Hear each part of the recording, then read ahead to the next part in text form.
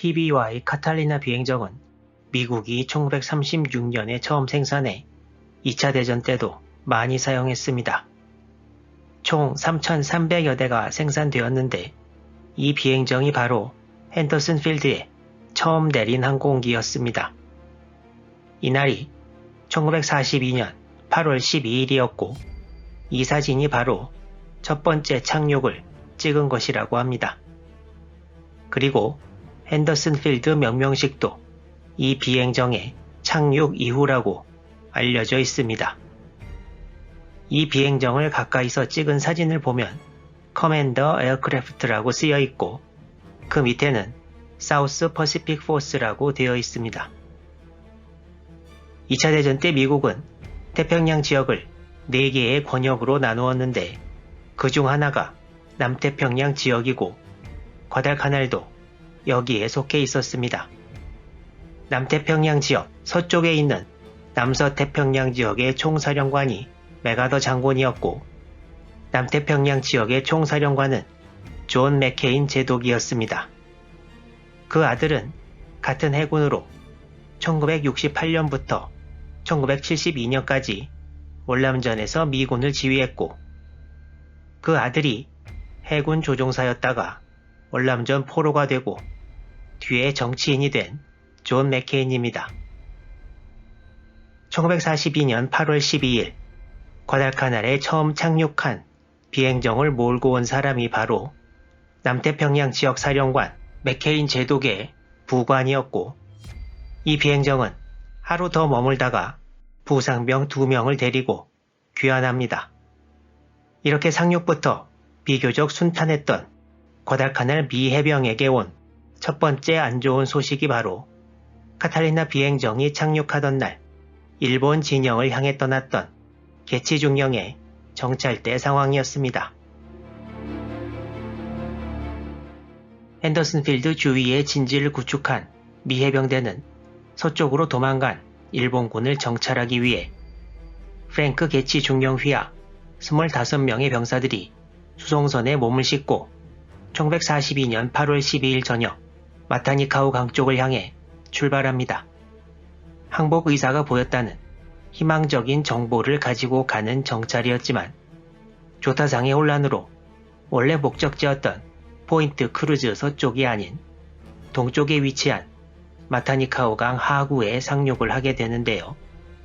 이미 정찰대에 상륙을 안 일본군의 매복에 걸려 해안에서 꼼짝 못하는 지경이 되었습니다.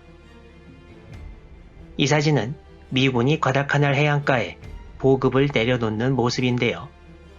해안에서 조금밖에 떨어지지 않은 곳부터 정글이 시작되는 것을 볼 수 있습니다.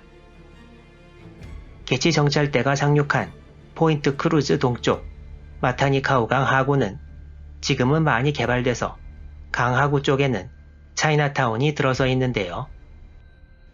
개치 정찰대가 도착했을 당시에는 아까 나온 것처럼 해안에서 조금 들어가면 정글이어서 한밤중에 제대로 된 엄폐물도 없이 잘 안 보이는 일본군에 맞서 엎드리고 있는 상황이 되었고 철모로 모래를 파서 엄폐를 시도하기도 했다는 증언도 있습니다.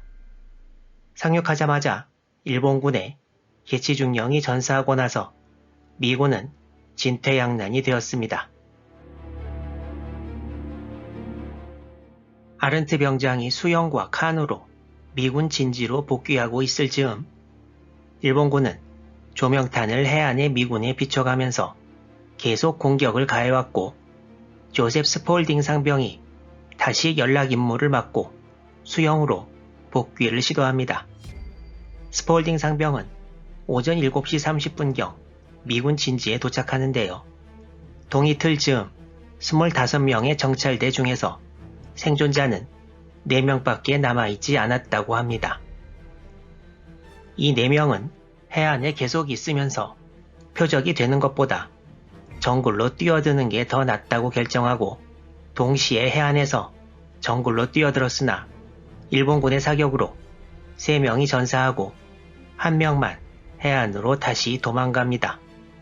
이 해병이 프랭크 퓨 병장이었고 역시 수영으로 쿠쿰 지역까지 탈출합니다.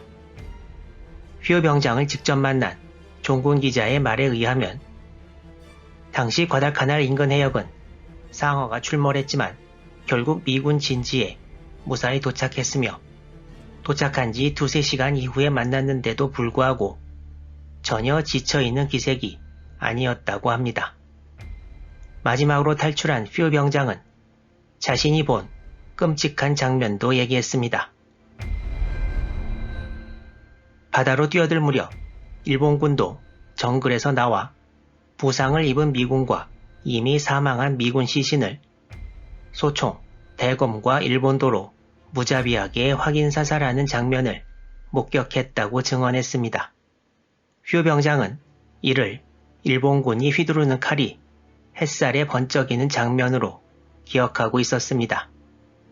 개치 중령 포함 26명의 정찰대 중 생존자는 수용으로 복귀한 3명뿐이었습니다.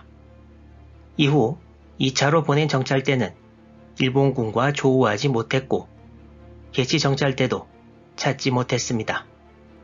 이 시점을 기준으로 과달카날 미 해병대의 분위기가 매우 엄중하게 바뀌었다고 합니다.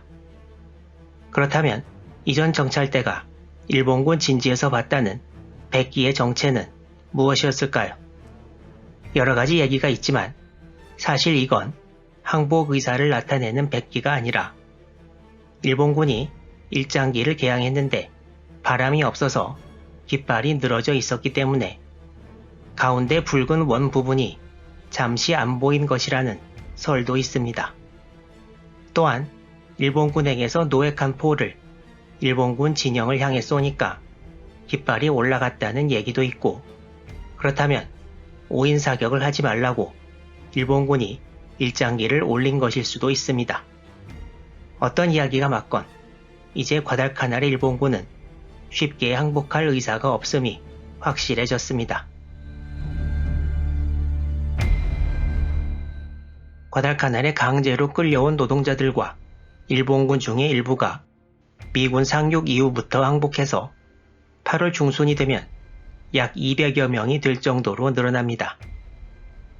일본군과 노동자들은 미군이 8월 7일에 대규모로 상륙하자 식량 등을 제대로 챙기지도 못하고 서쪽으로 급히 도주한 상황이어서 많은 경우 미군 상륙 후 일주일 동안 코코넛만 먹은 경우도 많았다고 합니다. 포로들은 철조망을 이용해 사각형으로 둘러싸인 임시 수용소에 모여 있었는데요.